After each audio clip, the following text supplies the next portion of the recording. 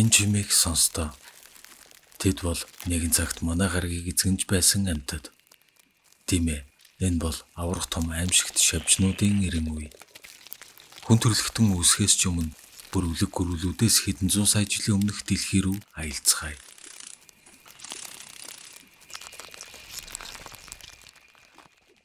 Кембрийн эртний сүүл үеэр буюу 500 сая жилийн өмнөх их газрын автонгууд хоорондоо нийлсэн аврах том Гондвана төв байлаа. Хэдийгээр агаарт хүчил төрөгчийн хэмжээ хангалттай хэмжээнд хүрсэн байсан боловч хуурай газар дээр нэг ч амьтан байсангүй. Учир нь энэ үед нарны хорт туяаг шүүх озоны давхраг үүсээгүй байлаа. Ямар ч дуу чимээгүй, амьгүй гариг. Хэдэн 10 сая жилийн туршид ийм аимшигтай ном хүн байдал дэлхийг ноёрхож байв. Цаг хугацаа өнгөрсөөр 470 сая жилийн өмнө Ордовын эрен хуурай газарт анхны ургамлууд энэ тэнд үзэгдэж эхэлжээ. Эдгээр нь хөвд маягийн бараг үндэсгүй ургамлууд байсан. 375 сая жилийн өмнө хэдэн 10 сая жилийн туршид бүрэлдэсний эцэст сая л озоны давхраг хангалттай зузаан болж амьдралыг тэтгэх боломжтой болжээ. Ургамлууд эрчимтэй тархаж эхэлсний дараа анхны амьтан уснаас ил гарч ирэв. Нэг эст амьдрал анх үүсснээс хойш 3.4 тэрбум жилийн дараа хуурай газарт анх хөл тавьж байгаа нь. Ихтиостег хэмээх амьтан бол уснаас гарч ирсэн анхны дөрвөн хөлд сэр нуруутай амьтан гэж үздэг. 2 метр урттай, 90 кг орчим жинтэй байсан. Тэд ихэндээ усан дойр эрэг дагуу амьдарч, эргээр ургасан ургамлаар хооллдог байлаа. Хэдэн сая жилийн дараа гэхэд тэд хуурай газар явахад тохиромжтой арга ястай болж эхэлсэн ба амьсгалах хэрэгтнүүд нь ч хөгжсөн байдаг. Гэхдээ түүнээс өмнө буюу 420 сая жилийн өмнө хуурай газарт анх гарч ирсэн амьтан бол олон хөлд мөлхөгч байсан гэж бас үздэг. Одоогоос 358 сая жилийн өмнөөс их газрууд нэгдэн нийлж Пангеа хэмээх супер аврах төв бий болж эхэлж байсан үе. Тухайн үеийн агаарт хүчил төрөгчийн хэмжээ 35% байсан нь одоогийнхоос 60 гаруй хувиар их гэсэн үг. Энэ үеийг нүүрс төрөгчийн эрен үе гэж нэрлэдэг. Энэ бол ургамал болон эртний гайхалтай амьтад өсөн үржигэд маш тохиромжтой үе байлаа. Тэгвэл яагаад хүчил төрөгч ийм их байсан юм бол? Тухайн үед нүүрс төрөгчийн давхар эслийг шингээж хүчил төрөгчийг ялгаруулдаг ургамал модод дэлхийг бүрхэж байжээ. Учир нь их газарт маш их хэмжээний бороо ордог байсан нь манай гарагийг ой модоор хожигдох таатай нөхцөл болсон юм. Хүчил төрөгч агаарт ихээр байсан нь зарим амьтан ургамлууд аврах том болон хувьсгад гол нөлөө үзүүлсэн. Харин хүчил төрөгчийн ийм өндөр агууламжтай нөхцөлд хүн удаан тасварлах боломжгүй. Дэлхийн агаар мандлын 21% нь хүчил төрөгч. Бид энэ 21% хүчил төрөгчийн хэмжээнд хэдэн сая жилийн турш дасан зохицож, хувьсан өөрчлөгдсөн. Хэрэв бид 35% хүчил төрөгчөөр удаан хугацаанд амьсгалвал хүчил төрөгчийн хордлого гэгч зүйлд өртөх ба уушгинд гэмтэл учирч зүрх судас, тарих, дотоод эрхтнүүд хямралд орсноор удалгүй үхэх юм. Тэгвэл 350 сая жилийн өмнө байдал өөр байжээ. Ийм их хүчил төрөгчөнд дуртай амьтад олон байсан. 2 метр гарan урттай, 50-60 кг жинтэй, авраг 60 хөлт явж байна гэд төсөөлдөө. Артроплиора хэмээх энэ хүү шавж одоогийн Европ, Хойд Америкийн газар нутгаар өргөнд аргасан байлаа. Ямар ч хүний айдас чих хүслийг хүргэх энэ аимшигтай амьтан үнэндээ өвсөн тэжилтэн байсан ч заримдаа бусад амьтдыг барьж иддэг байсан гэж үздэг. Тэд ой хөвчөөр тэнүүчилж хоол хүнсээ олдог байв. Энэ бол дэлхий дээр амьдарч байсан хамгийн том шавж юм.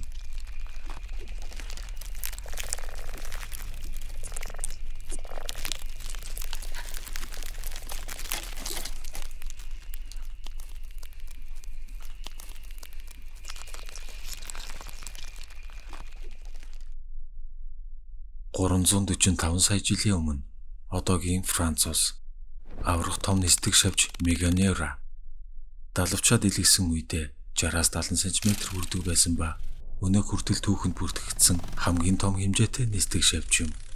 Тэд цагт 64 км/цаг хүртэл хурд нисэж чаддаг байжээ. Агаар нь маш их чигшилтэй байсан учраас нягтрал ихтэй хүнд агаар мандалд аврах том Меганеура тогт нисгэд амархан байсан бололтой. Энэхүү нисдэг шавж тэр үеийн тэнгэрийг эзэмшиж байлаа.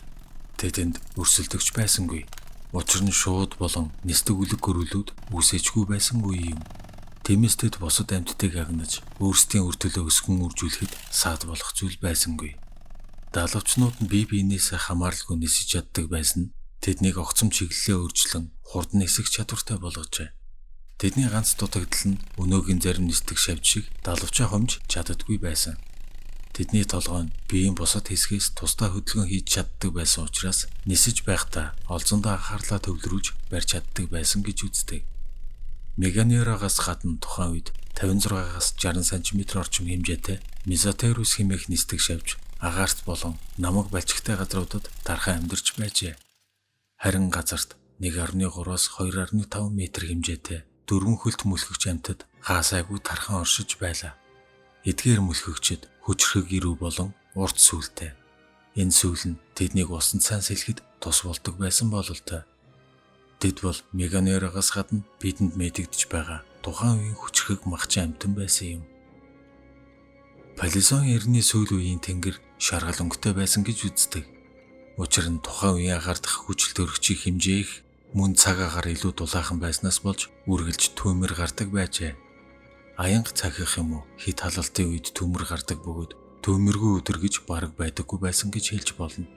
Гэсэн ч аврах шавжнууд өсөж үрдсэн хിവэрэл байлаа. Тухайн үеийн ургамлын аймаг одоогийнхоос нилээдгүй өөр байсан. Жишээ нь Ликопод хэмээх 30 м гаруй өндөртэй аврах модод сонхилж байв. Олон салаа бүхий нарийн урт навчнуудтай бөгөөд ойн ургамалтай төстэй байсан гэж хэлж болно. Эдгээр модод маш хурдан ургадаг байсан бөгөөд тийм ч урт насалтгүй буюу 10-аас 15 жилийн л настай байжээ. Энэ үеийн ургамал модод олон сая жилийн туршид газарт булагдаж газрын хөрсөнд ялзарч дарагдсанаар өнөөгийн нүүрс үүсэх шалтгаан болсон байдаг. Ачирхалтай нь Палеозой эртний сүүл үеэр төмөр гарах нь багассан боловч аврах шавжнууд яагаад ч юм гинэт устдан үгүй болжээ. Эрдэмтэд тэднийг устж үгүй болсныг Пермийн галгын эрен үед агардах хүчил төрөгчийн хэмжээ 35%-аас 23% хүртэл буурсантай холбон тайлбарладаг. Хүчил төрөгчийн хэмжээ яагаад буурсан талаар нэг сонирхолтой онол байдаг. Энэ үед тухайн үеийн үгсэн ургамал моддыг задлж чаддаг нэг төрлийн бактери үүсэн гарч иржээ. Эдгээр бактериуд нь хүчил төрөгчийг өөртөө шингээж нүүрс төрөгчийн давхар эслийг ялгаруулж эхэлсэн нь хүчил төрөгчийн хэмжээ багасгахад нөлөөлсөн гэж үздэг. Эрт цагийн аврах шавжнуудын үе 358 саяас 299 сая жил хүртэл 50 орчим сая жил үргэлжилсэн. Эдгээр аврах шавжнууд хэдэн сая жилийн туршид үе удмаа үлдээж амьд үлдэж чадсан нь гайхалтай юм. Аврах үе хөлтөн Артроплера 305 орчим сая жилийн өмнө устан үгүй болсон бол Тэнгэрийг эзэгнэгч Меганера 299 сая жилийн өмнө бүрэн устсан байна. Дэлхийд ирэх бүх амьтдын 4/3-ыг шавжнууд эзэлдэг. Тэд бүх хүмүүсийг нийлүүлснээс 300 дахин хүнд чинтэй. Тэрбум шавжнуудын амьдрал бидний нүднээс далдуур өрнөж байдаг. Хэдийгээр бид тэднийг төдийлөн анзаарч үздэггүй ч үнэн дээр дэлхийн амьдрал хүмүүсээс биш шавжнуудаас илүү хамааралтай гэж хэлж болно. Хүмүүс бид тэднийг эртэн амьдарч байгаа сүүнд жилтний л нэг төрөл. Яг мэдээж биднийг илүү ухаантай болгодог тарих бидэнд байгаа. Түүгээр л ялгаатай. Харин бидний хөл доогуур гүйлддэг өчүүхэн жижиг шавжнууд хизээ нэг өдөр дэлхийг дахин эзлэхийг үгүйсгэх аргагүй юм. Байгалийн гамшигыг даван туулах чадвараараа тэд биднээс хамаагүй илүү билээ. Дэлхийн амьдрал хизээч нэг хിവэрэ байдаггүй. Үргэлж хувьсан өөрчлөгдөж байдаг. Цаг агаар уур амьсгал өөрчлөгдөхийн хэрээр амьдралч гэсэн өөрчлөгддөг нь манай гаргийн хууль билээ.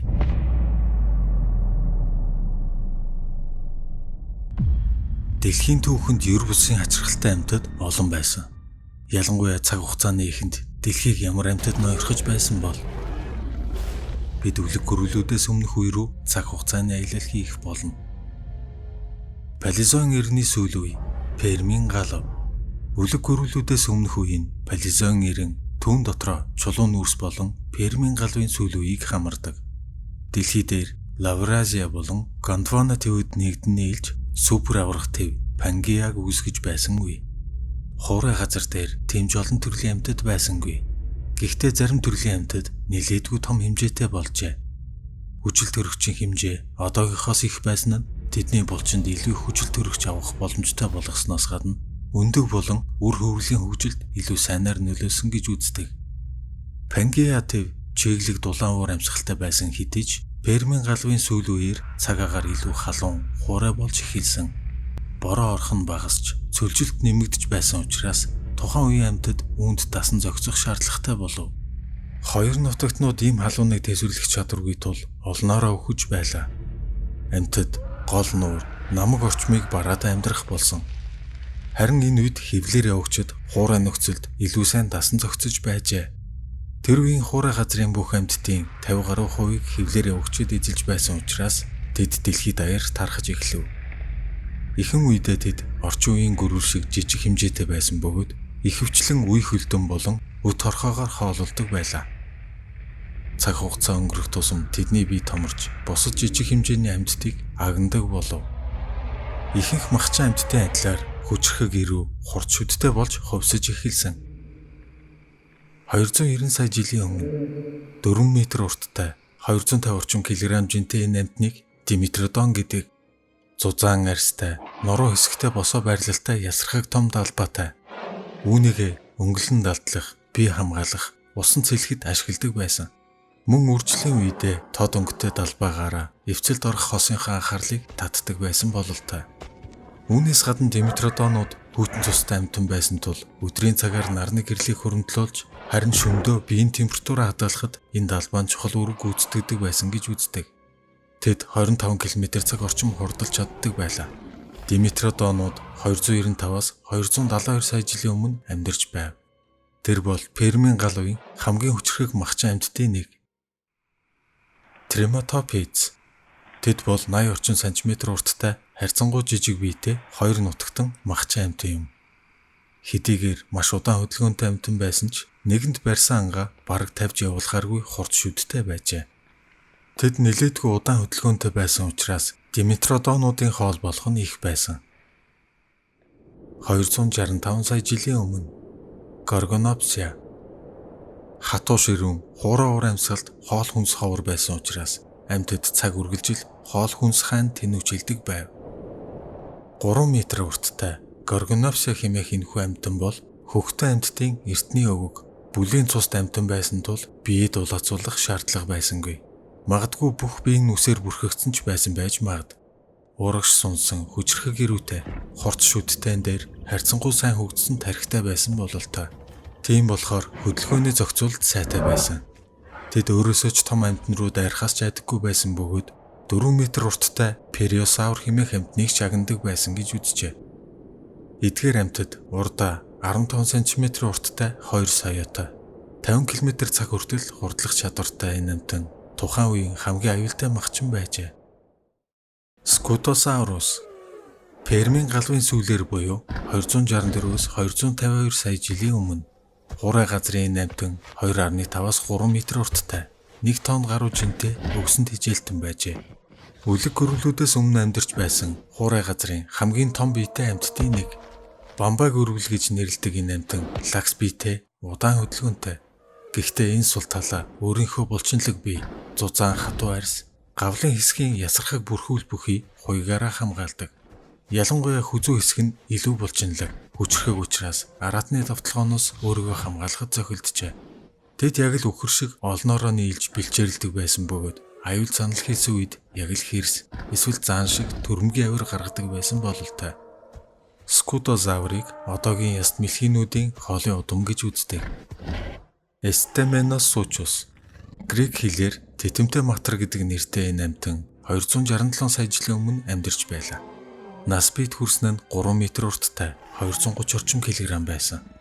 Тэд яг л эвэртэй усны үхэр шиг хачирхалтай харагдана. Хэдийгээр аимшигтай харагдаж байгаа ч тэд өвсөн тижилтэн. Гэхдээ зузаан ясан хуйг бүхий толгой нь ямар ч амьтныг хүнд гэмтэх чадвартай. Ялангуяа эвэр бүхий толгой нь араатнаас хамгаалах зорилттой байсан бололтой. Жекелоптерус. Тэд үнэхээр аимшигтай харагддаг. 2.3-аас 2.6 метр урттай аврах хилэнц явж байна гэд төсөөлтөө. Бүх цаг үеийн турш дэлхий дээр амьдарч байсан хамгийн том үе хөлтний нэг. 410-аас 402 орчим сая жилийн өмнө амьдарч байсан. Орчин үеийн усны хилэнцэд хорхоон эртний өвөг. зөвхөн урд мөчний хавчих хэрэгтнээ л гэхэд 40 гаруй сантиметр урд. Тэднийг үлэг гөрвлээс өмнөх үнэхээр аимшигтай махчин амьтад байсан гэж үздэг. Учир нь тэд бараг л хөдөлж буй болгоныг юу ч үлдээлгүй тастаж иддэг байсан. Бараг хагас тэрбум жилийн өмнө амьдарч байсан энэ махчны үр удам одоо ч амьдарсаар байна. Зөвхөн хүмүүс биш, бараг бүх амьтад хилэнцээ сайх айцтай байдаг бизээ. Уур амьсгалын өөрчлөлтөөс болж илүү тохиромжтой газар хайж нүүх болсон бас нэг мөлхөгчд бий. Тегодонц. Тэд одоогийн матартай төстэй харагдан. Орчин үеийн матарнууд нэлээд удаан хөдөлгөөнтэй. Тэгвэл тегодонтууд маш хурдан хөдөлгөөнтэй байсан бөгөөд ус элбэгтэй газар хайн олон километрч явж чаддаг байжээ. Хүчрхэг ирүүшүүдтэй байсан учраас цэвэр махчин амьтан байсан гэж үздэг. Тэд зарим төрлийн үлэг гөрвөл, шувуу, бас матрын өвөг эцэг байж магадгүй. Сайнодонт. Сайнодонтууд бол одоогийн халиутай төстэй биетэй 60 см орчим урттай, биеийн бүхэлдээ үсээр бүрхэгдсэн бүлээн цус амьтан. Тэд голцоо шөнийн цагаар анд гардаг байсан бөгөөд хурд шүдтэй, зоригтой амьтан байсан учраас өөрөөсөө том амьтныг ч барьдаг байсан байж магадгүй. Богино сүүл хүчрхэг мөчнүүдийнхээ ачаар хурдан шалмаг хөдөлж ангаа барьдаг байсан. Түүний нэр нь нохоо шүдэд гэсэн утгатай. Тиймээс өнөөгийн махчид шиг урд соёогоороо олзоо урж тастаад арын хавтгай шүднүүдээрээ буталж зажилдаг байсан. 260 сая жилийн настай энэ амьтан бүх хөхтөн амьтдын эртний өвөг байж ч магадгүй. Тэгвэл дэлхийн амьдрал анх усанд үүссэн. Тиймээс ч далайн амьтдын төрөл зүйл хурай газрынхаас илүү олон байсан. 360 сая жилийн өмнө Девоны галвын сүүл үе. Үлэг гөрвлүүд үүсгэхээс 100 орчим сая жилийн өмнө амьдарч байсан Данкластиус хэмээх энэ аимшигтай авраг махчин загас 10 м урттай, 4 тонн орчим жинтэй. Авраг загас шиг босоос илүүртэй боловч толгойн хэсэг нь яст мэлхийтэй төстэй гэмээр. Эрүүний хэмжээ, хэлбэр нь түүнийг нялцгай биетнэр хоололдгүй, харин аюултай махчин байсан гэдгийг харуулж байна. Гэхдээ үнэндээ түнд шүд байхгүй. Эрүүний яс нь тэр чигтээ шүд шиг хэлбэртэй, хурц ирмэгтэй. Толгойн ясыг судалж үзсний дараа маш хүчтэй хаздаг бөгөөд 4400 ньютон хүчээр буюу хурай газрын хамгийн том махчин амьтан болох цагаан баавганаас 2 дахин хүчтэй хаздаг байсныг нотолжээ. Ийм нүсэр том биетэй хэдий ч усан дотор 32-оос 40 км/цаг хурдлах чадвартай байсан. Тэд төрөлхийн анчид байсан учраас төрөл нэгтнээ ч барьж иддэг байсан байж магадгүй. Тухайн үеийн далайд түүнээс аюултай махчин байгаагүй учраас тэдний хамгийн том дайсан нь тэд өөрсдөө байжээ. 50 сая жилийн турш амьдарч байсан эдгээр амьтад яагаад устсан талаар хөдөлшгүй нотлохоо байхгүй. Магадгүй тухайн үед ургамлууд уснаас их газар руу шилжих болсноор усан дах хүчил төрөгчийн дутагдалд хүргэсэн гэсэн таамаглал байдаг. Мөн түнчлэн далайн урсгал өөрчлөгдсөн байж магадгүй. Ингэснээр далайн гүнээс их хэмжээний хөхөр ялгарснаас үүдэлтэй ч гэж үздэг. Ямар ч тач энэ аимшигтай хэрний гайхалтай амьтан одоо бүрэн устан мөксөнд тооцогддог. Дараагийн амьтад бол Месозавр ба Мосозавр. Эдгээр махчдын нэр нь төстэй учраас хүмүүс адилхан зүйл гэж үздэг ч үнэндээ нэлээд ялгаатай. Эхнийх нь Мосозавр. Хэрв чи санаж байгаа бол 2015 онд гарсан Jurassic World кинон дээр авраг махчин Тираннозаврыг ус руу чирээд орчихдог тэр авраг загас бол Мосозавр. Гэхдээ тэд цэрдийн галвын сүүлээр буюу 82-оос 66 сая жилийн өмнө амьдарч байсан. Харин Месозавр бол Пермийн галвын ихээр буюу 299-оос 250 сая жилийн өмнө цэвэр усанд амьдардаг байсан гэж үздэг. Сонирхолтой нь Месозавр ердөө 1 м орчим хэмжээтэй жижиг загсаар хооллдог амьтан байжээ. Хувигт жадат буюу Дориспис. Одоогоос 415-аас 395 сая жилийн өмнө Девоны галав. Тэд бол эрүүгүй загас. Сэлмэн хошууд, яст мэлхий гэх мэт улаан амьтны шинжээг өөртөө агуулсан гэмээр маш хачирхалтай хэлбэртэй. Гэхдээ энэ загас маш жижигхэн, ердөө л 15 см. Түүнийг хэр аюултай байсныг нь одоогоор мэдэхгүй. Гэхдээ л нэлээд амар харагдаж байна. Биеийн дэд хэсэг нь бүхэлдээ хатуу ясрахаг хуйгаар бүрхэгдсэн. Сэлүүр болон хошуундаа хөрөөний ирмэд шүднүүдтэй. Эдгээр нь ямар үүрэгтэйг мэдэхгүй ч магадгүй усанд хөвж сэлэхэд тэнцвэржүүлдэг байж болох юм. Эсвэл хошуугаараа газар ухаж эдэж тэжээлээ хайж олдог байсан байх. Үүнээс харахад тэр усны оролд амьдардаг байсан байх магадлалтай. Хеликоптер хэмээх 10-аас 12 м урт энэ загас бол одоогийн махчин загасны холын өвөг. Түүний 90 см орчим дугуурсан хэлбэртэй доод ирүүн олон тооны хурц шүдтэй. Гэхдээ тэд бидний бодож байсан шиг махчин гэхээсээ илүү далайн зөөлөн биетэн сам хорхоо зэргээр хоололдог байжээ. Олон сая жилийн хувьсал, хоол тэжээлийн өөрчлөлтөөс шалтгаалan тэд явандаа анчин болон хувьссан. 480 сая жилийн өмнө Агирокасис Ордовын галвын ихэнх үед далайд амьдарч байсан аварга шавж 2015 онд Мароккогийн цөлөөс түүний чулуучсан олдврыг олсон бөгөөд түүхэнд их хамгийн том далайн үе хөлтнүүдийн нэг. Энэ олдвор нь маш чухал бөгөөд балар эрсний далайн амьтдын хувьслын талаар бидэнд нэлээдгүй их мэдээлэл өгсөн байдаг. Олон эст амьдрал үүснээс хойш 500 сая жилийн дотор дэлхийг хамарсан 5 том мөхөл тохиолдсон байдаг. 440 сая жилийн өмнө Ордовын, 365 сая жилийн өмнө Девоны галвын мөхөл тус бүртээ тухайн үеийн нийт зүйлүүдийн 80-85%-ыг арчиж хайсан. Триасын болон Цэрдийн галвын мөхөл 210 болон 65 сая жилийн өмнө нийт амьтдын 70-75%-ыг үгүй хийсэн. Харин дэлхийн амьдралыг бараг тэр чигтэн сөрүүлэх шахсан мөхөл 252 сая жилийн өмнө Пермийн галавт тохиолджээ. Энэ сүрлийг агуу мөхөл гэж нэрлэдэг. Сүрлийн улмаас далайн амьтдын 95%, хуурай газрын амьтдын 70% нь бүр мөсөн сүнсэн. Энэ үед Шавжны аймгийн 3/2 нь устсан бөгөөд үүнээс өмнө хойно хизээч шавжны зүйлүүд ингэж ихээр устж байгаагүй юм. Тэгвэл сүрэл чухам юунаас болж үүссэн бэ? Одоогийн Сибирийн нутаг дэвсгэрт асар том галтуул дэлбэрч халуун хайлмаг хаасаагүй урсан гарч ирэв. Үнэн дээр зөвхөн галтуул биш, бүс нутгийн газар доорх магма тэр чигтээ идэвхжсэн байлаа. Энэ үедээ 4 сая куб километр халуун хайлмаг газрын гүнээс гарч ирсэн байдаг. Агаарт хэдэн тэрбум тонн үнс нурам цацагдаж, нүрс төрөгчийн хэмжээ хэтэрхий их болсноос хүчлэн бороо орж байлаа. Дэлхийн бөмбөрцгийн нөгөө талд ч гэсэн үнс нурмаар цас орж байв. Дундаж температур 8 градусаар нэмэгдэж, агаарын хэм нэмэх 40 градусаас их болсон. Далайн ус ягаан өнгөтэй болж, ёроол нь метан хийгэр дүүрсэн учраас усны амьтдад амьд үлдэх боломж бараг үлдсэнгүй. Эрдэмтдийн үзэж байгаагаар агаарт дэгдсэн их хэмжээний үнс нурам дэлхийг бүхэлд нь бүрхэж, нарны гэрлийг хаасан учраас ногоон урамлууд мөхөж эхэлсэн. Түүнээс шалтгаалж өвсөн тэжээлтнүүд дараа нь махчин амьтад аажимдаа мөхжээ. Учир нь агуу мөхөл ганц өдрийн дотор болчихоогүй. 48-аас 60 мянган жилийн турш үргэлжилсэн мөхлийн дараа экосистем бүрэн сэргэж, хуурай газрын амьтдын тоо толгой дахин өмнөх хэмжээндээ хүртлээ ахаад 30 сая жил зарцуулагдсан гэдэг. Тэгэхээр үлэг гөрөлүүд үүсгэхээс өмнө ийм амьтад байжээ.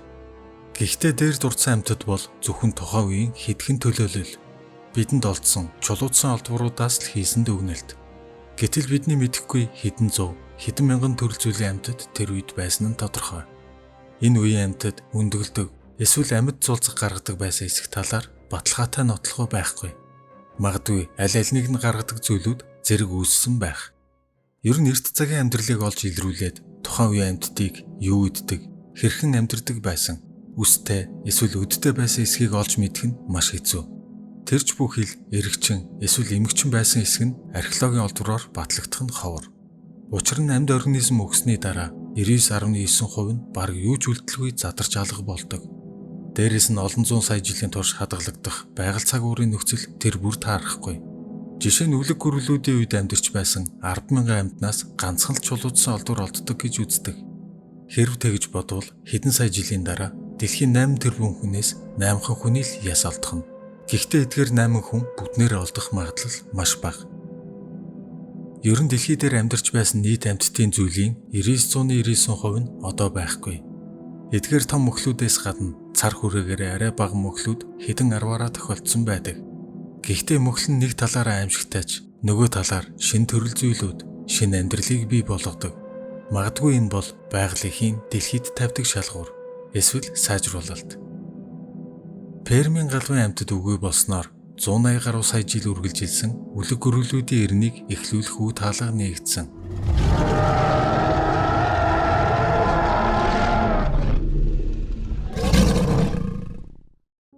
Үлэг гөрөл буюу динозавр. Грек хэлний денос буюу аимшигт, саурус буюу гөрөл гэсэн үгнээс гаралтай. Тэгвэл Пермийн галвын дараагийн 180 гаруй сая жилийн туршид дэлхийг эзэгнэх амьтдын үеийг дунд төрөмлийн эрэм буюу Мезозойк эра гэж нэрлэдэг. Үүнийг дотор нь Триасын галав, Юрийн галав, Цэрдийн галав гэж 3 ангилдаг. Триасын галавын үед үлэг гөрөлүүд бий болсон бол Юурийн галвын үед үлэг гөрүүлүүд хөгжлийн оргил төрж мөн анхны шувууд үүссэн. Харин цэрдийн галавт үлэг гөрүүлүүд мөгсөн байдаг. 250 сая жилийн өмнө Триасын галвын эхэн үе. Их мөхлийн дараа амьдрал дахин сэрэгтэл олон сая жил өнгөрөв. Пермийн галвын их сүрлээс хойш байгаль дэлхий аажмаар иргэн сэргэж ан амьтад дахин хөгжиж эхэлжээ. Аврах том далаагаар хүрээлэгдсэн супер аврах төв Пангеа халуун хуруур амьсгалтай болсон байлаа. Ихэнх газар өргөн удам цөлөөр хожигдсан байсан тул амьтад гол нууруудыг бараад амьдардаг байв. 237 сая жилийн өмнө Триасын галвын дунд үед анхны үлэг гөрүүлүүд гарч ирсэн. Гэхдээ тэд бидний төсөөлдөг шиг аврах том биетэй байсангүй. Одоогийн Мадагаскар орчмын нутаг дэвсгэрт Конгонофон Кели буюу бяцхан шавж устгагч хэмээх амьтан амьдарч байлаа. Тэд ердөө 10 см өндөртэй. Чулуутсан олдороос нь тэдний толгоон яс, шүдний хэлбэр, бүтцийг нь судалж үзээд шавж идэгчтэн байсан гэж тогтоожээ. Судлаачид тэдний бие нь өдөр бүрхэгдсэн байсан гэж дүгнсэн бөгөөд энэ бяцхан махцнаас гадна хэд хэдэн төрөл зүйлийн амьтад хамтдаа үсэж эхэлжээ. Архозавр. Үлэг гөрвлүүдийн бас нэг анхны төрөл бол архозавр. Тэд 246 сая жилийн өмнө гарч ирсэн байж магадгүй. Захирагч гөрвөл гэсэн утгатай нэртэй 3 м орчим урттай энэ мөлхөгч Триасын галвын их үед гарч ирсэн бөгөөд Горгонопсия, Аномодонт зэрэг өмнөх үеийн давамгаалж байсан амьтдын орон зайг эзэлж эхэлжээ. Архозавр бол үлэг гөрвлүүд болон орчин үеийн шуудын эртний өвөг. Хожимо тэд хэд хэдэн зүйл болон салж хөгжсөн бөгөөд одоогийн матарч гэсэн түүнтэй холбоотой гэж үздэг. Тэгвэл түүнээс ч том биетэй мөлхөгч болох крокодиломорф 235 сая жилийн өмнө амьдарч байлаа. Эдгээр хевлэр явагчид том хурц шүдтэй 4-8 м хэмжээтэй тухайн үеийн хамгийн амжигтай махчдын нэг байсан бололтой. Тэд бол матар болон тэдний устж үгүй болсон төрлийн нэг бүлэг юм. Одоогийн матруудаас ялгаатай нь наривтэр биетэй, урт хөлтэй, харьцангуй хурдан хөдөлгөөнтэй байжээ. Гэхдээ тэд хожим юурийн галвын үед илүү олон дэд бүлгүүдэд хуваагдсан. Зарим нь хуурай газар дасан зогтсон бол зарим нь усны амьдралд дасан зогтжээ. Харин хуурай газрын матрууд 20 орчим сая жилийн өмнө устан үгүй болсон. Триасын галвын ихээр хатуу ширүүн цагууртай байсан болохоор амьтдын хувьд зөвхөн амьд үлдэхийн төлөө тэмцэлдэж байлаа. Иораптор 228-аас 231 сая жилийн өмнө 1 м орчим өндөртэй 10 кг жинтэй хойд хөл нь урт хүчрэхэг тул хурдан шалмаг хөдөлгөөнтэй сүргээр анх хийдэг байжээ. Иорапторууд одоо л жинхнээсээ үлэг гөрвөл хэлбэртэй болсон гэж хэлж болно. Мөн тэдэнтэй зэрэгцэн оршиж байсан Херерозавр хэмээх гөрвөл 4-6 м урт 200-аас 350 кг жинтэй байсан.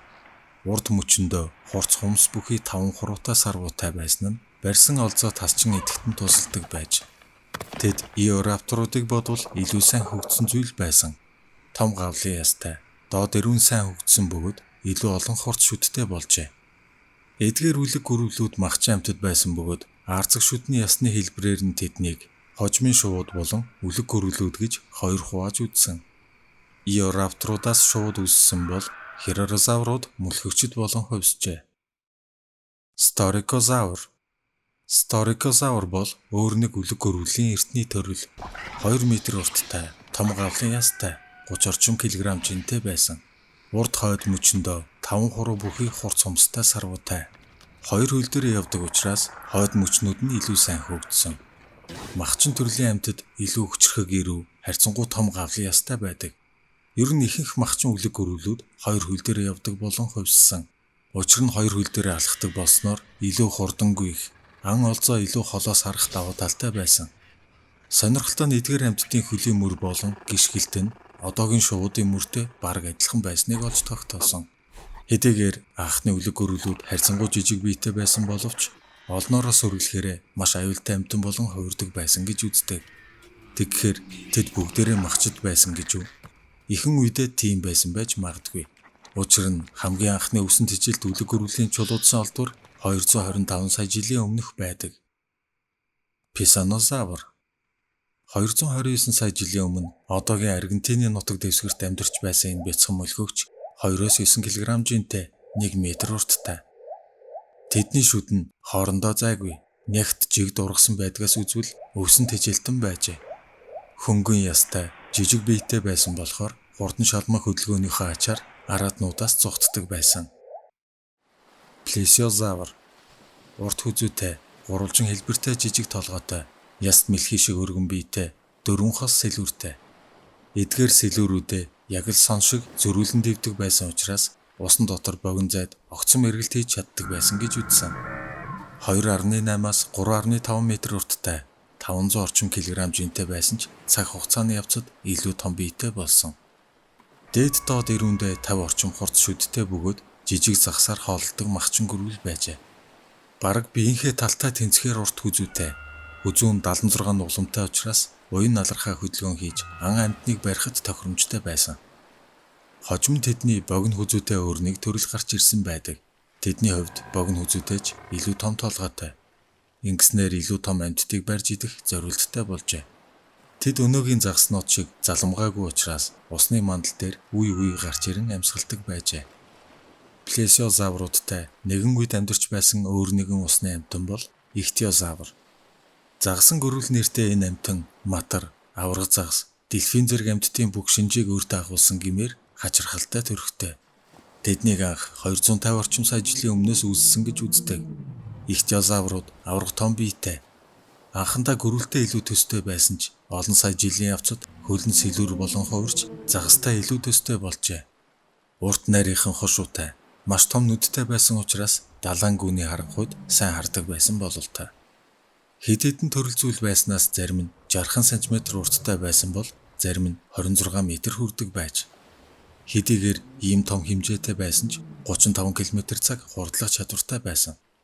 Энэ амьтан бол түүхэндх хамгийн амжилттай амьдарсан төрөл зүйлийн нэг бөгөөд 160 сая жилийн туршид оршин тогтнож байлаа. Триасын галвын мөлхөгчдийн төрөл зүйлүүд нэмэгдсээр байсан ч бүх зүйлийг шинээр эхлүүлэх хэрэгтэй болов. Ахиад л галуу юулах нь тэр. Триасын галвын зүйлэр буюу 201 сая жилийн өмнө бүх амьтдын зүйлийн 70% нь устун үгүй болов. Энэ мөхлийг юунаас болж үүссэнийг бүрэн тогтоогоогүй ч гэсэн уур амьсгалын өөрчлөлт, галт уулын идэвхжил зэргээс шалтгаалсан гэж үздэг. Магадгүй Юурийн галвын ихэнх үеэр аврах том супер төв Пангеа ажимаар задарч эхэлсэн нь их газрын хавтангуудыг идэвхжүүлж галт уулнууд олноороос ирсэнтэй холбоотой байж магадгүй. Дараах хэдэн сая жилийн туршид дэлхийг намгүн байдалд ноёрхсон. Гэхдээ амьдрал үргэлж өөрийн замаа олдог. Далай тэнгисүүд шинээр үсэж, цаг агаарч чиглэг зөөлөн болж эхлэв. Илсэн цөлүүд ногоон өнгөөр хожигдож, шилмүс дойгоор бүрхэгдэж эхэлжээ. Үнтэй зэрэгцэн агаардах хүчил төрөгчийн хэмжээч нэмэгдсэн. Далай тэнгисийн амьдрал эргэн сэргэж эхэлв. Чухам яг энэ үеэс л үлэг гөрвлүүдийн жинхэнэ үе эхэлсэн гэж хэлж болно. Цаг агаар тааламжтай болсон учраас амьтдын хэмжээч томорж эхлэв. Өвсөн тэжээлт үлэг гөрвөл брахиозавр. 150 орчим сая жилийн өмнө амьдарч байсан энэ амьтан 22 м урт, 30-аас 47 тонн жинтэй, толгой хүртлээр 16 м өндөр учраас модны навч шилмөөсийг идэхэд амархан байжээ. Хэдийгээр тэд нүсэр том биетэй ч гэсэн 50 дүлгэн амьтад байсан. Тэдэнтэй зэрэгцэн оршиж байсан өөр нэг авраг өвсөн тэжээлтэн бол Диплодокус. 24-өөс 26 м урт, 25-аас 35 тонн жинтэй эдгээр амьтад өндөг гаргадаг байсан гэхээр итгэмээргүй санагдана. Урт хүзүүгээрээ өндөрт байгаа хоол тэжээлтэд хүрдэг бол урт сүүлээрээ биеийнхээ тогтвортой байдлыг хадгалдаг байлаа. Өвсөн тэжээлтнүүд том биеэрээ өөрийгөө хамгаалдаг бол араатнууд хурд хүч, хурд соёогоор хоолоо олж иддэг байлаа. Тэгвэл үлэг гөрвлүүд ийм том биетэй болж ирснийг дагаад махчин амьтдын ч гэсэн хэмжээ томорчээ. Аллозавр 7-оос 12 м урттай, 2 тонн гаруй жинтэй, дээд доод ирүүндээ 7-оос 10 см урт, 16 хос шүдтэй байсан. Олонх махчин амьтдын адилаар тэдний нүд нь гавлын ясныхаа урд хэсэгт байрлах учир ан амьтдын хөдөлгөөн болон хоорондын зайг нарийн тооцоолдог байсан. Зарим эрдэмтэд тэднийг ганцаараа биш бүлгээрээ ан хийдэг байсан бөгөөд одоогийн арслангууд шиг ээлжлэн хөөх замаар ангаа ядрааж барьдаг байсан байж магадгүй гэжээ. Гэхдээ тэд тийм ч удаан амьтан байгаагүй. 34 км/цаг хурдангүйх чадвартай байсан. Энэ аимшигтай махчин брахиозавр, стегозавр болон диплодокусуудыг агнадаг байсан бололтой. Стегозавр 155 сая жилийн өмнө амьдарч байсан 8 метр урттай 5 тонн жинтэй өвсөн тэжээлтэн. Тэд нуруунд дээрээ гурвалжин хэлбэртэй босоо яснуудтай. Зарим судлаачид эдгээр яснууд нь биеийн дулааныг хадгалахад зориулагдсан гэж үзсэн. Өгтөр нуруутай, урд мөч нь богино, хойд мөч нь урт. Сүүлний үзүүрт гадагш чиглэсэн хид хідэн хурц үзүүртэй жадмит ястай. Үүгээрээ араатай амтнаас бие хамгаалдаг байсан. Богино хүзүүтэй, жижиг толгойтой учраас намдаар ургадаг бут сөөгийг иддэг байсан бололтой. Энэ үеэр дэлхий дээр анхны цэцэг тургамал бий болсон байдаг. Трицератопс бидний сайн мэдэх төрөл. 83 сая жилийн өмнө амьдарч байсан хуйг түлэг гөрвлийн төрөл бөгөөд 8-9 метр урттай, 10-12 тонн жинтэй, маш зузаан арьс буюу хайрсаар бүрхэгдсэн. Нүдний дээд талд 1 метрийн урттай 2 ивэр, хамрын дээд талд 1 богино ивэртэй байсан. Хүзүү хэсэгт маш бат бөх хуйг бүхий ястай. Өвсөн тэжээлтэн амтан байсан тул өөрийгөө хамгаалах үүднээс ийм хуйгтай болсон ажээ. Ялангуяа тэд тираннозавр зэрэг авраг махчдын хоол болох нь их байсан. Сүргээрээ бэлчиж идээжлэх бөгөөд аюул тулгарсан үед үр зулцгнуудаа голдоо хийн тойрог болон зогсож араатнаас хамгаалдаг байсан. Тэдний зөвхөн толгоон л гэхэд 2 метр орчим урт байсан болохоор авраг махчид хүртэл түүнд мөргүүлэхээс айдаг байсан биз. Ер нь тухайн үеийн үлэг гөрвлүүдийн 40% нь махчин төрлийнх байсан гэж үздэг. Тиймээс авраг махчин гөрвлүүд маш олон төрөл зүйл байсан. Тэдний нэг бол бидний хамгийн сайн мэдэх авраг махчин Tyrannosaurus Rex. 83 сая жилийн өмнө буюу Цэрдийн галвын сүүл үеийн хамгийн аюултай махчин. Одоогийн хойд Америкийн нутаг дэвсгэрт амьдарч байсан энэ амтан 12 метрийн урттай, 4 метр өндөр, 5-8 тонн жинтэй, 30 орчим жил насалдаг байжээ. Хүчрэхэг хөлтэй байсан учраас 70 км/цаг хүртэл хурдлах чадвартай байсан гэж үздэг. Энэ бол ийм том биетэй амьтны хувьд итгэмээргүй их хурд юм. Харин урд мөчнүүдийг нь хувьслын явцад хэрэггүй болсон гэж ярьдагч үнэндээ тийм биш байжээ. Агнсан амьтнаа тасчиж идэхэд ашиглахаас гадна дангаараа 200 кг-ыг өргөх чадвартай байсан гэж тооцоолсон. Түүний хамгийн том зэвсэг нь аимшигтай араа шүд бүхий толгой. 1.5 метр урттай толгойтой, 15-30 см шүдтэй байсан нь түүнийг ямар аюултай махчин байсныг харуулдаг. Зөвхөн нэг хазалтаар 225 кг махыг тасчин хаях чадвартай байжээ.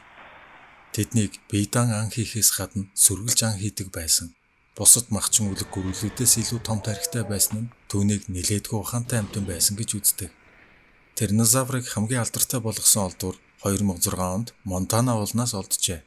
T-Rex болон хуйг түлэг гөрвөл Triceratops хоёрын аргаас олджээ. Судлаачид тэдний ясыг судалж үзээд тэд хоорондоо тулалдж байгаад өгсөн байж магадгүй гэж дүгнсэн. Тэмч байж магадгүй, өгөж байж магадгүй. Ямар тач үнэхээр нэгэн цаг үед нэгнийг агнаж явсан эдгээр амьтдын үлдэгдэл дэлхийд алдаршсан байдаг. Сонирхолтой нь Монголын говьоос олдсон Tarbosaurus батар нь 10 метр урттай, 3 метр өндөр, 4-5 тонн жинтэй байсан. Tarbosaurus батарыг Tyrannosaurus-ын хамгийн ойрын төрөл гэж үздэг. Үүнээс гадна Монголын нэмэгт уулнаас 70 сая жилийн настай Nemäctosaurus хэмээх 13 метр урттай, өвсөн тэжээлтний чулуудсан үлдэгдэл олдсон байдаг. Энэ авраг биетэй амьтны гол дайсан нь Tarbosaurus батар байснаас харцаагүй. Цэрдийн галвын үеийн авраг махчид үүгээр дуусахгүй. Одоогийн Америкийн өмнөд хэсгээс олдсон Giganotosaurus хэмээх махчин үлэг гөрвөл 12-13 метр урт, 8-14 тонн жинтэй, 50 км/цаг хурдлах чадвартай төгс гэмээр махчин байжээ. Түүнтэй ойролцох хэмжээтэй Spinosaurus гэдэг төрөл 14 метр урт, 7 тонн жинтэй байсан. Тэд хуурай газар төдийгүй усанд ч сайн сэлдэг байсан. Хэрв чи үзсэн бол Jurassic Park 3 кинон дээр энэхүү аимшигт гөрвөл гардаг билээ. Эдгээр авраг махчид түүхэнд хуурай газрын хамгийн том амьтныг агнадаг байсан. Энэ бол Argentinosaurus. 90-100 сая жилийн өмнө амьдарч байсан 35-40 метр урт, 80-100 тонн жинтэй өвсөн тэжээлтэн. Нилээдгүй удаан хөдөлгөөнтэй амьтан учраас цагт 7 км-ээс илүү хурдлах чадваргүй. Удаан хөдөлгөөнтэй учраас нас бий гүйцэхээс өмнө араатны хоол болох нь их байжээ. Гэхдээ махчин араатан дайраад ирэхэд аврах том бие, хүчрэхэг хөл, эсвэл сүүлээрээ үхлийн аюултай цохилт хийдэг байсан. Аимшигт махчин Tyrannosaurus хүртэл нас биед хүрсэн Argentinosaurus ойртож сүрхэлдэггүй байлаа. Энэ авраг биетэн биешигээ урт насалдаг байсан бөгөөд 100 орчим насалдаг байсан гэж үзсэн. Тэгвэл түүхэнд хамгийн өндөр үлэг гөрүүл бол Сауропосейдон. Түүний өндөр нь 18 метр, 40-оос 60 тонн жинтэй. Зөвхөн хүзүүн л гэхэд 12 метр байсан болохоор өндөр модтой оройгоос идэж тэжээлээ олж авахд хялбар байжээ. Харин хамгийн жижиг үлэг гөрүүл бол Окулудын тавис. Түүний толгой нь ердөөл 1.4 см. Харамсалтай нь түүний их бие нь олдоогүй болохоор толгой хэмжээнээс нь тооцоолж үзвэл 5 см-ээс томгүй амьтан байсан болов та. Дээр дурдсан махчин амьтдаас гадна жинхэнэ төрөлхийн анчид бас байсан. Мегараптор. 93 сая жилийн өмнө амьдарч байсан энэ амьтад 8 метр урт, 1 тонн орчим жинтэй. Гэсэн хэдий ч тэд маш хурдан шалгамгай хөдөлгөөнтэй бөгөөд хойд хөлдөө 35 см урттай хурц хумстай. Олз руугаа дайрах үедээ үүнийг ашигладаг байжээ. Маш хүчрхэг эрүү болон хурц шүдтэй байсан учраас эсрэг амьтандаа ноцтой хохирол учруулж чаддаг байв. Хамгийн гол нь тэд бусад төрлүүдэд бодвол сүргээр хамтарч ан хийхдээ гарамгай байсан учраас тухайн үеийнхээ хамгийн аюултай махчинд тооцогддог байлаа. Тэгвэл түүний арай жижиг хувилбар нь Велоцираптор, Jurassic Park кинон дээр гардаг махчин. Гэхдээ үнэндээ тэд кинон дээр гардаг шиг том хэмжээтэй байгаагүй бөгөөд юурын галавт биш, харин цэрдийн галавт амьдарч байжээ. 1.5-аас 2 метр урттай, 15-аас 20 кг л жинтэй. Хурдан дээрэмчин хэмээх нэртэй энэ амьтан одоогийн Төв Азийн нутгаар амьдарч байсан. Хэдий жижигхэн биетэйч Мегарапторын адилаар төрөлхийн амьтад байсан гэдэг.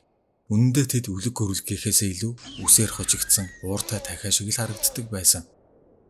1960-ад оны сүүлээр Пош Монголын хамтарсан хайгуулын экспедиц Монголын говьоос нэгэн гайхалтай олдврыг олсон байдаг. 70 орчим сая жилийн өмнө Велоцираптор болон Протоцератопс хэмээх хоёрт өвсөн тэжээлтэнтэй тулалдаж байгаад зууралдаж өгсөн олдврыг олжээ. Махчин үлэг гөрүүл түүний зүүн хөлийг зууж гидсэнд нь хурц хумсаа шигтгсэн. Харин Протоцератопс түүний баруун сарвууг амандаа зуусан байдалтай олдсон байдаг. Энэ бол маш сонирхолтой ховор олдвор юм. Ер нь Велоцирапторын анхны олдврууд 1923 онд анх Монголоос олдсон байдаг. Пахисифалозавр 72 сая жилийн өмнө амьдарч байсан. 4.5 метр урт, 350-аас 450 кг жинтэй, 1 метр гаруй өндөртэй. Түүнийг алдартай болгосон гол зүйл нь 22 см зузаан духны яс. Маш бат бөх ястай учраас нутаг дэвсгэрээ хамгаалах, эсвэл араатны дайралтаас хамгаалах зорилгоор толгоогоороо хүчтэй мөрөгдөг байсан гэж үзсэн. Хэдийгээр өвсөн тэжээлтэн байсан ч хэрэг гарсан үед төрөмгийн догшин зан гаргаж чаддаг байжээ. Анкилозавр. Бид түүнийг өмнө нь олон кинон дээрээс харсан. 6 метр урт, 1.7 метр өндөр, 5-аас 8 тонн хүртэл жинтэй өвсөн тэжээлтэн. Толгой, нуруу, сүүл хэсэг нь хатуу хуйг бүхий ястай. Харин сүүлнийхээ үзүүр хэсэгт мун хэлбэрийн хүнд том цул ястай. Үүгээрээ цохих маягаар араатнаас хамгаалдаг. Тираннозавр зэрэг аварган махчин амьтдын үед амьдарч байсан учраас ингэж биеэ хамгаалдаг байжээ. Тэд бол аварга хуйгт гөрвлүүдийн сүүлийн төрөл байсан юм. Энд бид нугсан хошуудыг дуртахгүй өнгөрч болохгүй. Хадрозавр 80 сая жилийн өмнө амьдарч байсан 7-8 метр урт, 4 тонн орчим жинтэй, 3 метр өндөртэй. Хошуу хэсэг нь нугсныхтай төстэй хэлбэртэй учраас нугсан хошууд гэж нэрлэдэг. Урд мөч нь харьцангуй богино байсан учраас урагш тонгойж намхан өвс ургамлыг иддэг байсан. Тэд номхон дөлгөөн зантай байсан ч аюул тулгарсан үед 45 км/цаг хурдтай гүйж чаддаг байжээ. Археоптерикс. Тэднийг шувуудын өвөг эцэг гэж нэрлэдэг. 150 сая жилийн өмнө одоогийн Германы нутаг дэвсгэрт амьдарч байсан. Тэд бол Юрийн галвын сүүл үеэр тэнгэрт хөрсөн анхны амьтан байж магадгүй. Үлэг гөрөв шиг хойд хоёр хөл дээрээ явах бөгөөд урд мөчн дээр нүд ургаж далавч болон хувирсан байна. Археоптериксууд одоогийн шувуу гэхээсээ илүү үлэг гөрвөлтэй төстэй харагдана. Хэмжээний хувьд 50 см орчим өндөртэй, хурц сарвуу, ясархаг сүүлтэй байжээ. Тухайн үеийг аварга том үлэг гөрвлүүд давамгаалж байсан учраас тэд жижиг шавж цог зэргээр холддог байсан. Энэ үлэг гөрвлүүд өдтэй байснаас үзвэл бүлийн цустай амьтан байсан бололтой. Тэд бол үлэг гөрвлүүд болон шуудын дундах маш чухал холбоос юм. Птеранодон. Анхны нисдэг гөрвлүүд гарч ирснээс хойш 50 гаруй сая жилийн дараа далавчаад илэг гэхэд 7 метр, Биеийн урт нь 2.6 метр, 40-60 кг орчим жинтэй. Тэрээр маш урт хошуутай байсан учраас барьсан амьтнаа зажлах боломжгүй байсан. Тиймээс тэдэнд шүд байсангүй. Харьцангуй жижиг биетэй амьтныг барьж залгих замаар хоололдог байжээ. Тэдний гол хүнс нь загас байсан бололтой. Птеранодонуудын төрөл зүйлийн чулуудсан олдуур харьцангуй элбэг олддгоос үзвэл тухайн үеийн тэнгэрийг эзэмшиж байсан бололтой. Тэгвэл бүх цаг үеийн туршид тэнгэрт ниссэн хамгийн том нисдэг гүрвэл бол Hacegopteryx. 70 сая жилийн өмнө амьдарч байсан энэ үлэг гүрвэл далавчаад илгэсэн үедээ 12 метр, өндөр нь 5 метр гаруй, зөвхөн толгоон л гэхэд 1.6 метр. Биеийнх нь хайр цаг тооцож үзэхэд 200-аас 250 кг жинтэй байсан бололтой. Ийм аврах том нисдэг гүрвэл байсан гэхээр үнэхээр санаанд оромгүй. Тэд үлэг гүрвлүүдийн ирнийг дуусан дуустал тэнгэрийг эзэгнэж байжээ. Шинжлэх ухаанд 1000 гаруй зүйлийн үлэг гүрвлийн төрөл зүйлийг бүртгэсэн байдаг. Гэхдээ энэ бол зөвхөн чулуудсан олдураар баталгаажсан тоо. Тиймээс бидний мэдэхгүй хэдэн зуун, хэдэн мянган төрөл байсан байж магадгүй. Үлэг гүрвлүүдийг хатуу хайрцаг арьстай байсан гэж төсөөлдөг байсан ч сүүлийн үеийн судалгаагаар зарим төрөл нь үсрэхэг тэр дундаа бүр өдтэй байсан гэж үзэх болсон. Ялангуяа аварган махчин тираннозавр үстэй байсан байж ч магадгүй. Түүнээс гадна өнөөгийн хэвлэлээр явагчид хүйтэн цустай байдаг хэдий ч зарим төрлийн үлэг гүрвлүүд хурдан шалгамгай хөдөлгөөнтэй, бас туйл орчмын сэрүүн бүсэд амьдардаг төрөл зүйлүүд үстэй байсан учраас бүлээн цустай байсан байж магадгүй гэж үздэг. Хүмүүс үлэг гүрвлүүдийг ихэнхдээ аврах том хэмжээтэйгээр төсөөлдөгч үнэндээ ихэнх үлэг гүрвлүүд жижиг хэмжээтэй байсан. Бид үлэг гүрвлүүдийг хизээч амьдаар нь харж байгаагүй учраас тэднийг ямар өнгөтэй байсан, ямар дуу аваа гаргадаг байсан талаар зөвхөн таамаглахаас өөр аргагүй. Ямар тач тэд энэ дэлхий дээр 180 гаруй сая жил оршин тогтносон. Одоо ч үр удам нь оршсоор байгаа гэхээр тэдний үе маш амжилттай болсон гэж үзэж болно. Пермийн галавын сүүл үеэс Цэрдийн галав хүртэл 100 гаруй сая жил дэлхийг эзэгнэж байсан амьтад бол үлэг гүрвлүүд. Тэд дэлхийн өнцөг булан бүрт тархаж хэдэн мянган төрөл зүйл болон хөгжсөн байлаа. Гэхдээ энэ бүхэн нэг л өдөр төгснө гэдгийг тэд хэрхэн мэдэх билээ? Түүхийг өөрчилсөн зүйл гинэтл гараад ирээгүй юм. Тэр асар их цаг хугацаа орон зайг туулан иржээ. 166 сая жилийн өмнө ангараг болон Бархасбадь гаригийн хооронд астероидын бүс гэж байдаг. Энэ бүсэд тэрбум чулуулгууд, сансрын биетүүд тойрог замын дагуу нарыг тойрон иргэдэг. Дэлхийгээс 320 сая км-ийн зайд яг л нэг урсгалтай замын хөдөлгөөн шиг харагдах эдгээр олон тэрбум чулуулгууд донд нэгэн аврах том солир эсрэг чиглэлд хөдөлж байлаа. 60-аас 100 км урттай хэдэн их 80 тонн жинтэй аврах том солир 35,000 км/цагийн хурдтайгаар урсгал сөргөн орж ирэв.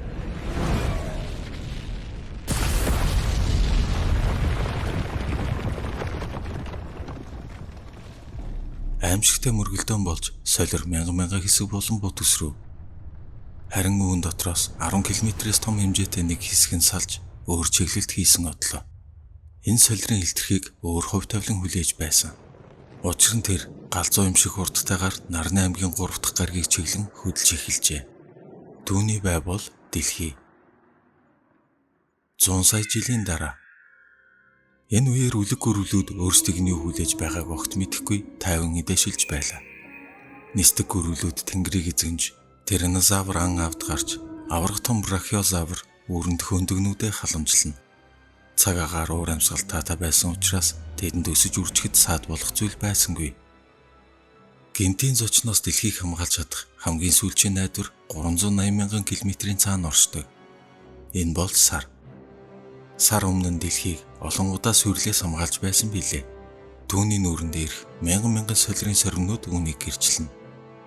Гэхдээ энэ удаа сар зөв цагтаа, зөв газартаа байсангүй. Одоо солирыг юу ч зогсоож чадахгүй. Нэгэн цагт солирууд сансраас дэлхий дээр амьдралыг зөөвөрлж ирж байсан бол энэ удаа өөр зорилготой байжээ.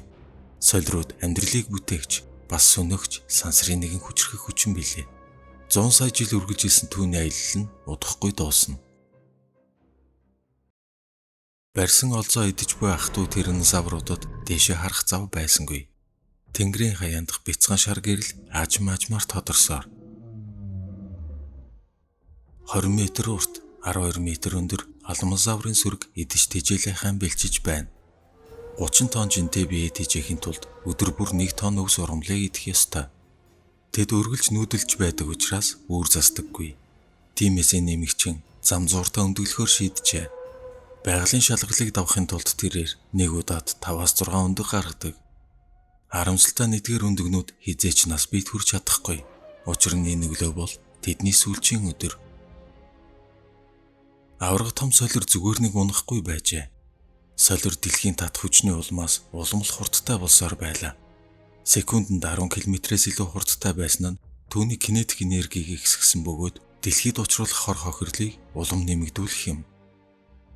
Солир агаар мандалд орж ирээд үрэлтийн улмаас галт бөмбөлөг болон хөөрөв. Энэ үедээ солир 65-аас 72 мянган км/цагийн хурдад хүрч Атлантын далайг ердөө 4 минутын дотор л гатлав. Солирын урт талын агаар маш ихээр шахагдах учир нарны гадаргуугаас ч халуун илүү хурц гэрэл цацруулж байлаа.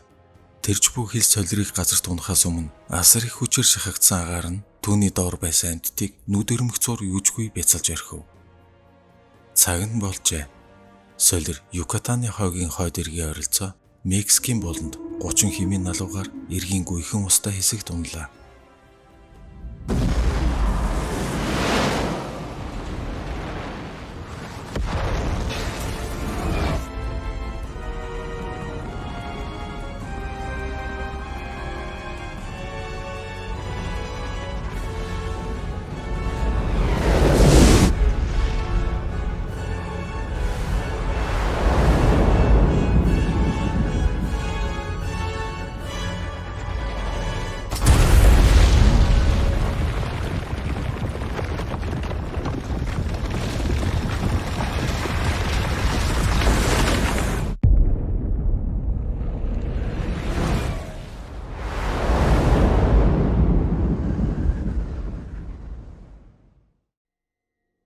Цогцлтын хүч төсөөлшгүй их байсан.